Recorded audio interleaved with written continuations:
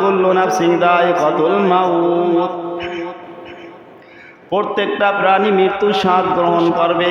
মৃত্যু স্বাদ গ্রহণ এমন কোন প্রাণী নাই যে মৃত্যু স্বাদ গ্রহণ করা থেকে বাকি থাকবে।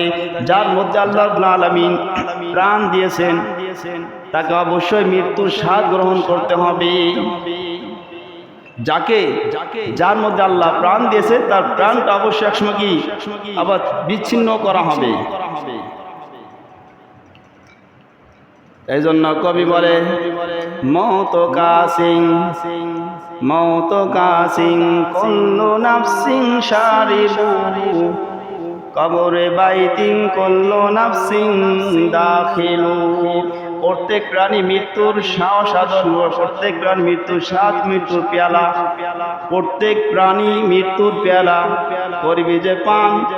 কবর দেশে যেতে হবে যাদের আছে প্রাণ, যার মধ্যে আল্লাহ রাব্বুল আলামিন রূহ দিয়েছেন, জীবন দিয়েছেন। ওই রূহটা এক সময় আবার বিচ্ছিন্ন করা হবে, কবর পথে যেতে হবে।